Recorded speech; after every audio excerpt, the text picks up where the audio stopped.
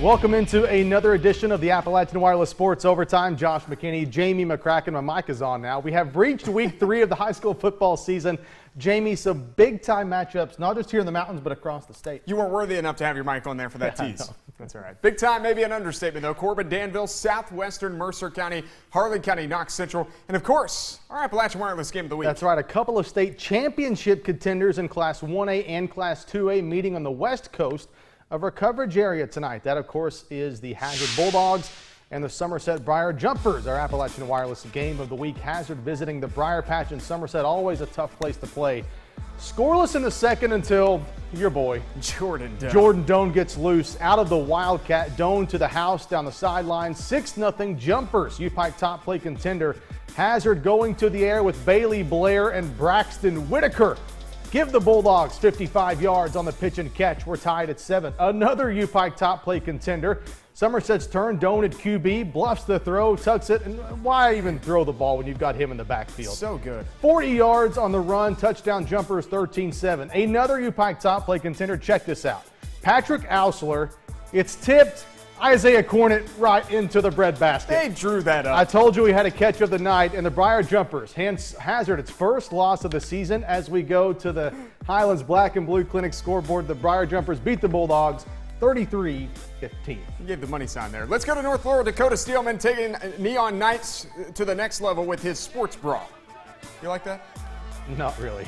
Peyton Brodden, he gets way too much TV time. It's not even basketball season. Look who's working the chains tonight. North Laurel softball coach Kyle Mink and Peyton's coach Brad Sizemore. Did they do a good job? Okay. North taking on Mason County. Jose Rodriguez. I'm glad they can coach better. They can move the chains. They were having a good time. They kind of looked depressed, though. 7-0 Jags after the Rodriguez touchdown. Last play of the first quarter. It's Rodriguez again, but not on the offensive side, the defensive side. He got him a sack. Maybe this year Steven Nelson? Maybe. Oh, by the way, that was the end of the first quarter. How about the first play of the second quarter? Devin Benazak, he was hungry, gets him a sack. Rural still with no points. Then we got a U-Pike top play contender, still 7-0 in the second quarter. You saw Cole McWhorter, he just flips it to Nick Broughton, and oh man, that's the first one of the night. He gone! 88 yards to the house. 14-0 Jags, and we go to the Highlands Black and Blue Clinic scoreboard. There we go. Check it out. My scores in. North Laurel wins 28-10. Dakota Steelman, he had a nice neon outfit. I'll give him a 100. Knott Central making the trip to High Hat to battle the South Floyd Raiders. Last play of the first half. I mean, Nathan Little's going to like this one. Raiders going deep. The pass is dropped, but look at Tyler Kidd. Just for good measure, making sure the guy didn't catch the ball. He would be okay. He would get up. Second half, Elijah Cotton for South Floyd takes the handoff and picks up a huge chunk of yardage deep into Patriot territory. However, the Raider drive would stall. Patriots turn on offense now. Cameron Jones, a big night for the sophomore, swings it out to Dalton Cornett. Cornett using some shifty moves to avoid the defenders before finally being tripped up. Knott County Central, though, a running clock in the first half, and this one Patriots win it easily over the Raiders, 47-0. I got there at halftime. It was already 40-0. I didn't get a whole lot from either team in that one. You got to hate those nights. Coming up, Allen Central goes for a rare streak. Your alma mater? Could they win again? Yeah. And we got number 7, Knox Central. They're hosting Harlan County. See which team bounces back from a tough loss in week 2.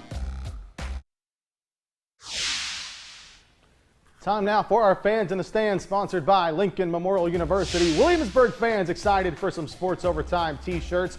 The Yellow Jackets hosting Frankfort for homecoming tonight. Highlights of this game in just a moment. Williamsburg, our Fans in the Stands, sponsored by LMU. You were getting jiggy with it over there during that segment. Had no proof. If only people could see that. Harlan County came into tonight's game with a 1-2 record, and so did the team the Black Bears were playing. Knox Central also 2-1. But both teams, also 1-2. But both teams have played a powerhouse schedule. Harlan County's 2 losses were to the 3-time defending Class 3A state champ Belfry Pirates and the Pulaski County Maroons. Knox Central, they got beat by Southwestern and by Madison Central in a downpour. Let's go. Downpour. Downpour, that's true. Harlan County, they dropped out of the Mountain Top 10. Knox Central, they just dropped a 1 spot down to the Mountain Top 10. They're both looking for a bounce-back win tonight. First offensive possession, you got quarterback Jacob Branson. He finds Colby King, and get off me. I said get off me, bruh. He gone. You are going to have a lot of U-Pike nominees on Monday. Man, for real. 7-0 early. Ensuing kickoff. It's a surprise. We got an onside kick Ty Simmons makes a great play. Now, he was hurt on the play, but go on, he would be okay. So we got another U-Pike top play contender coming up next. Second quarter, Knox Central driving. Jackson Stewart. Oh yeah. Oh, wow. Yeah. That's why it's a U-Pike top play contender. Yeah. That was good. Troy Bierman. Give me some of that. Let's go to the Highlands Black and Blue Clinic scoreboard. Knox Central wins 15-13 over Harlan County. Down in Williamsburg, happy homecoming for the Yellow Jackets. Madison being crowned homecoming queen. Congratulations to you, Jackets, hosting Frankfort. Opening drive of the second half for the Panthers. They're up 13-10. James McGraw, not the kind of gone we like to see, but he is gone. 19-10 after a missed two-point conversion. Next drive for Frankfort, it's Tremaine Jones's turn to take it to the end zone.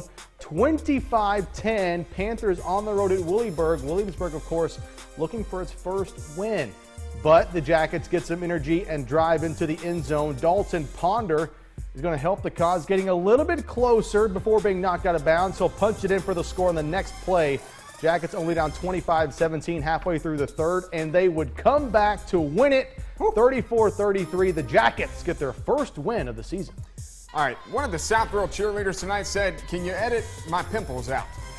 I didn't have time for that. That's cold. The Cards hosting Middlesboro on homecoming night. I won't mention names. 12-2 Southborough leads mid-second quarter. Matt Harp, he's taking guys with him into the end zone. It's 19-2 after the extra point. U-Pike top play contender. Middlesboro out to punt on its next possession. Jared Grubb. If it's a U-Pike top play contender on a punt or a kickoff, it's not going to be very good for the team kicking. Nope. It's my main man right here, Jared Grubb. Finds a seam, and, well, he was gone a long time ago. 25-2, the South Florida Cardinals lead. All right, the Borough trying to get something on the board, more than 2 points before the half. Ethan Ellison throws it, and up. Yeah, that's an interception. Ace Allen. I love that name. Ace Allen. He's brought down inside the Yellow Jacket territory. However, the very next play, Donnie Burdine calls for the punch out here, and oh man, Adrian Foltz, he's picked off right there by Anthony Jackson. Let's go to the Highlands Black and Blue Clinic scoreboard. South Laurel wins the game 46-8. South is 2-2 and will play at undefeated Leslie County next week. I want to go to that one. Okay? To Harrodsburg, it's Mercer County and Southwestern. Mercer County gets on the board first, 4th and goal from the 1. Gunnar Gillis on the quarterback keeper punches it in, make it 7-0 Titans. Southwestern struggled to move the football. Brandon Pruitt drops back to pass, throws it deep, and it's picked off by D. Smith. Saw the receiver go to the ground. Same drive for Mercer County now in the second quarter. Grayson Blevins finishes off the drive with a 1-yard touchdown. Mercer up 14-0, but number 4 Southwestern comes back to win a tight one, 28-26 on the road in Harrodsburg. We stay on the Highlands Black and Blue Clinic scoreboard. The top-ranked Belfry Pirates continue to roll. 41-8 on the road at Newport Central Catholic. Letcher Central over Central Virginia, 39-20. Number 9 Pikeville, a big road win at Fairview, 61-12, bouncing back from last week's loss to Paintsville. Estill County falls at Lexington Christian, 55-22. Bath County over Morgan County, 44-6 in West Liberty. Hurley, Virginia knocks off Shelby Valley in a shootout, 56-35. And Wayne County, 3-0, all over Bell County, 41-15, the final down in Monticello. Much more to come on the show, including a preview of UK and Florida. That'll be a good one, hopefully. But first, number 2 Corbin looks to stay perfect on the road at unbeaten Danville. Allen Central has not started a season 3-0 since 2009 when it won its first 4 games. The Rebels have not even won 3 straight games at any point during the season since 2011, but that is what they were looking to do tonight. Final countdown, go Rebels! Head coach Jeremy Hall's daughter Lara celebrating her 9th birthday today. Allen Central hosting the Jenkins Cavaliers. We start, as we have a lot of these highlights, U-Pike top play contender, a quick 3-and-out to start for the Cavs, punting from their own territory, and Jesse Brown. Oh my goodness, he gone. What? 6-0 Rebels. Offense hasn't even seen the field. Another U-Pike top play contender. First offensive snap, it's Cameron Evans. Jamie? Oh, he gone too, Josh. Rebels rolling early at home. I can't do this. Another U-Pike top play contender. Jenkins passing from deep in its own territory. Darian Sloan throws the interception, picked off by Chase Cottle. Cottle turns the pick into a pick 6. We go to the Highlands Black and Blue Clinic scoreboard. Allen Central would win it at home 52-8. Now the game was called in the third quarter.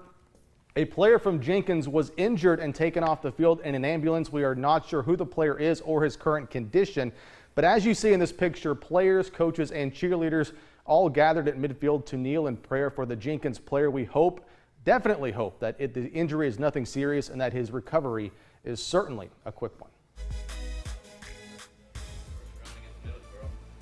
And I wish I could be here to help y'all guys out tonight, but I'm just saying, play hard, because you never know when your last play's going to be. We had Nathan Jackson injured with an elbow injury with Whitley County. They were taking on the West Jessamine Colts tonight. It took a while as they cough up a fumble there in the red zone, but they answer right back with a pick six by Blake Evans. Now he's going to drag somebody with him. 7-0 Whitley County midway through the first quarter. Next possession for the Colonels. Sean Hickey runs it in for a nice 5-yard touchdown. Nope, you're not going to tackle me. I'm sorry. I'm in. There we go. There it is. 5-yard touchdown there. It's 14-0 Colonels, and Whitley County will go on to win it 55-13. So the Colonels are 2-1 on the season. Paris beat Pineville 48-7 last year. It was at Pineville this year, and it was a lot closer. I like that guy with the big hat. We start early second half. Pineville down 12-8. Inside handoff to Lawrence Simpson. Nothing fancy, but he finds room, and he's going to take it all the way. Yeah, he's gone. But did you say he just said, "Get off me, bruh"? Like, get off me at the line of scrimmage. Let you do all the sayings. 14-12 Mountain Lions. But then Paris strikes back. Aaron Maggard with the pump fake. He fooled our man Caleb Noe a little bit. Faked out the camera guy, but you know what? Faked everyone else out too, including the defense. Wide open finds Eric Johnson, 20-14. Greyhounds. Hounds again, this time a toss to Matthew Barber. Punches it in to put Paris up by 2 scores. However, the Mountain Lions still had a little bit of fight left. This is quarterback Tuck Woolham. Can't have a Pineville highlight without Mr. Woolham. The quarterback sneak for the score, but they fall at home to the Paris Greyhounds, 33-28. All right, we got unbeaten Danville hosting unbeaten Corbin. Danville was held scoreless in the first half. Here in the second half, the Admirals going for it on 4th and 4. Snap goes over the head of Zach Dampier, and that gives Corbin the ball with good field position. You just can't do that, right?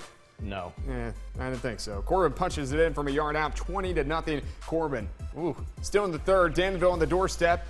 Dunleavy Harris takes the handoff and finally gets Danville on the board. That was their only score of the night. The second-ranked Redhounds. My goodness, I'll tell you what. Maybe they're the team that can beat Belfry. Maybe. 28-7, they beat Danville and stay undefeated on the night. Let's stay on the Highlands Black and Blue Clinic scoreboard. South Charleston came into Johnson Central, the second West Virginia team to come into Johnson Central, and the second West Virginia team to lose to Johnson Central. Golden Eagles go to 3-0 with a 30-6 win. Link Camp wins 41-0, shuts out Berea, and East Jessamine takes Clay County to work 49-28. Paintsville, they keep undefeated, 4-0. Kent Phelps and the Tigers win 38-0 over Ridgeview, and Rockcastle County wins 42-14. They're also undefeated. How about them Rockets over Garrett County? Pulaski County had an idle week last week. They're back on it this week after the loss to Scott County, 48-8 over Russell County, and Lawrence County goes to 2-2 with a 44-21 win over Powell County. Much more to come on the Appalachian Wireless Sports Overtime. But as we go to break, you say it, Josh. Here's this week's Alice Wood College Mountain Top 10.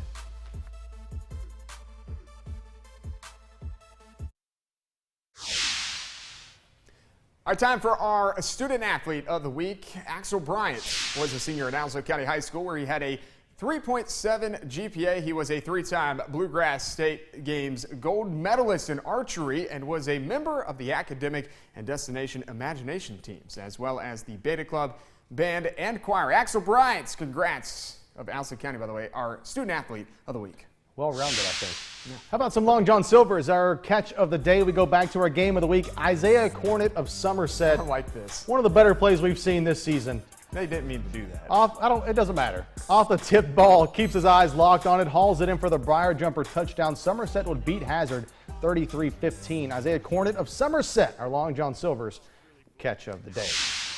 Now time to get you set for this weekend's action with the Saturday slate sponsored all season long by Union College.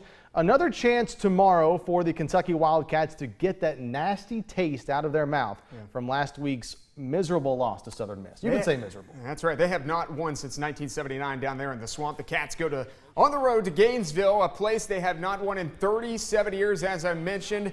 Yeah, not only would a loss put the Cats at 0-2, but it would also be a conference loss. However, Head coach Mark Stoops says neither this game nor any game will define this team's season. I don't ever want to put a make or break on one game because say we win it, I mean, that doesn't mean anything. Y'all, you know that. Y'all have written about that plenty, about starting good and not finishing. So what good does that do? You know, it's a 12-game season.